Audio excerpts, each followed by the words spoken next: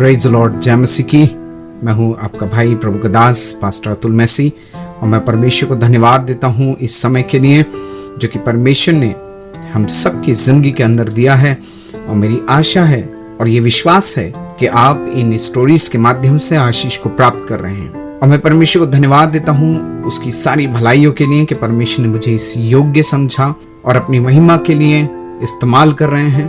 और ये सब आपकी प्रार्थनाओं का नतीजा है।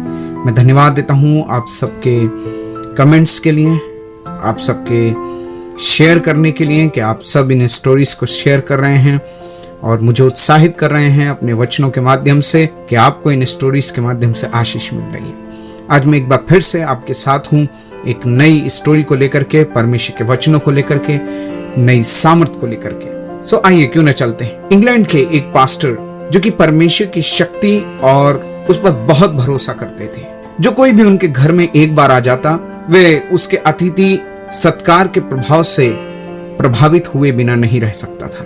उनके मन में लोगों के लिए अथाह प्रेम था, इसलिए लोग उनका बहुत सम्मान भी करते थे। एक दिन जेल से भागा हुआ एक चोर रात में शरण लेने के लिए इधर उधर घूम रहा था और वो ढूंढ रहा था कि कोई ऐसी जगह मिल जाए जहां वो छुप जाए। उसने देखा कि इन पास्टर का घर का दरवाजा खुला हुआ है, इसलिए वो उस ओर चला गया और पास्टर के घर में प्रवेश कर गया। पास्टर ने उसे देखते ही उसका अभिवादन किया और उससे कहा, तुम्हारा मेरे इस घर में स्वागत है मेरे भाई, लेकिन तुम ये बताओ तुम कौन हो और यहाँ क्या करने आए हो।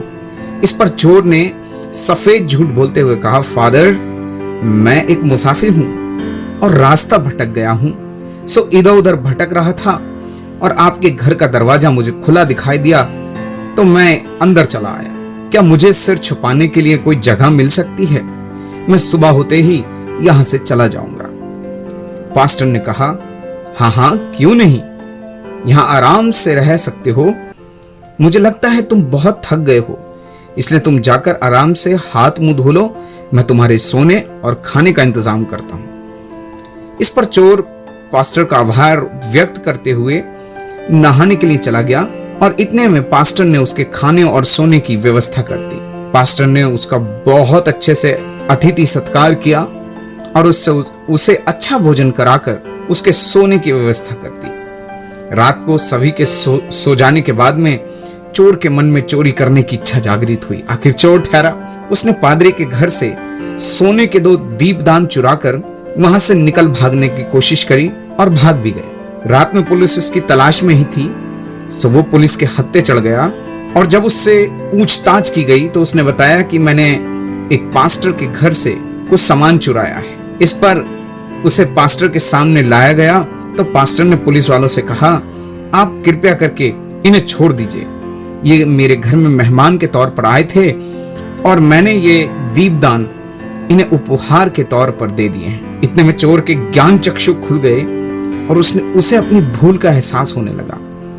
पास्टर की उदारता देखते हुए चोर के मन में पश्चाताप होने लगा और उसने माफी मांगकर कभी फिर से चोरी ना करने का वचन दिया। ये सुनने में बड़ी साधारण सी बात लगती है, पर क्या आपको मालूम है आपका एक साधारण सा कार्य, एक असामान्य सा कार्य किसी के जीवन में बड़े बदलाव को ला सकता है। बाइबल हमें सिखाती है कि तुम एक दूसरे के अपराधों और गलतियों को क्षमा करो।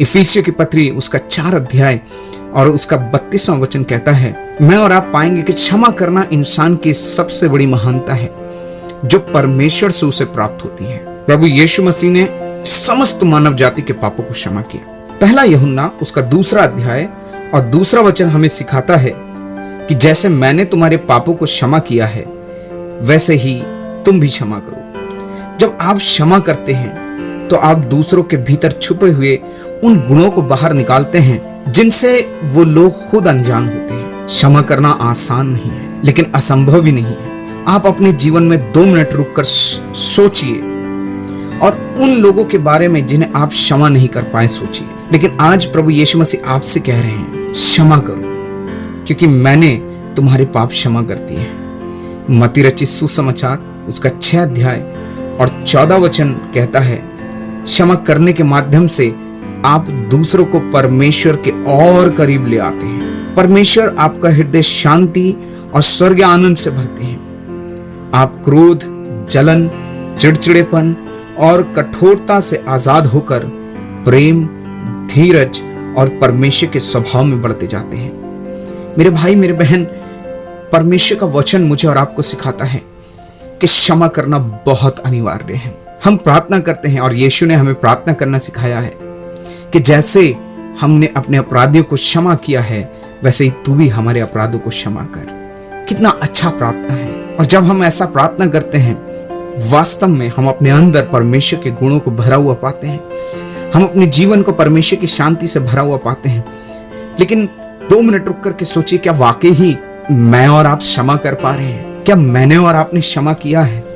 और यदि नहीं किया है तो आइए क्यों ना आज से, ये कार्य कठिन हो सकता है लेकिन करना शुरू करें, क्योंकि जब आप और मैं कठिन कार्य करना शुरू करते हैं तब परमेश्वर मुझे और आपको आशीष देते हैं। मेरे भाई, मेरे बहन, क्षमा जब आप करते हैं आपकी आत्मिक उन्नति होती है, आप मानसिक तौर से उन्नति करते हैं, आपके अंदर से क्रोध और जलन की भावना निकल जाती है और आप आशीष से भर जाते हैं और आपका जीवन आशीषों से भरता है और आप अपने मुंह से आशीष के वचन बोलना शुरू करते हैं। कुछ समय पहले कुछ ऐसी घटना हुई, कुछ लोगों ने वो कार्य किया जिससे मुझे बड़ा अफसोस हुआ। मैंने अपने मन में ठाना कि मेरे लिए तो उनको क्षमा करना बड़ा मुश्किल है, लेकिन फिर मुझे परमेश्वर का वचन स्मरण आया और यकीन मानिए मैंने परमेश्वर के वचन के अनुसार उनको क्षमा किया।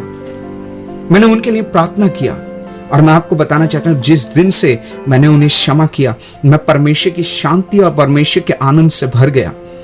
और उस दिन के बाद से परमेश्वर मुझे और भी ज्यादा इस्तेमाल करने लगे, परमेश्वर मुझे और भी ज्यादा बढ़ाने लगे। मेरे भाई, मेरे बहन, मुझे और आपको क्षमा करना है, क्योंकि यीशु ने हमें क्षमा किया है। उसके लिए हमने यीशु को कुछ दिया नहीं, उसके लिए हमने कोई सिफारिश नहीं की, लेकिन यीशु ने अपने प्रेम से और अपने खून से मेरे और आपके सारे पापों को धोकर मुझे और आपको क्षमा किया। आइए यीशु के पद चिन्हों पर चलें। जैसे मसीह यीशु का स्वभाव है वैसा ही तुम्हारा भी स्वभाव हो।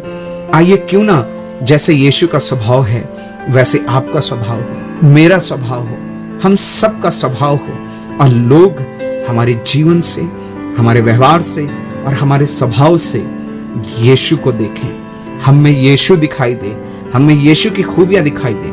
मैं आपका भाई प्रभु का दास पास्टर अतुल मैसी आपके लिए बराबर प्रार्थना कर रहा हूं और मेरी प्रार्थना है कि यीशु का स्वभाव आपसे इस रीति से प्रकट हो कि बहुत से लोग देखें और परमेश्वर की महिमा करें। God bless you all. यदि इन स्टोरीज से आपको आशीष मिली है तो प्लीज दूसरों के साथ शेयर जरूर करें और मुझे भी उत्साहित करें अपने कमेंट्स और लाइक के माध्यम से, ताकि मैं और भी ज्यादा परमेश्वर के वचन के साथ आपसे बातें कर सकूं। Praise the Lord.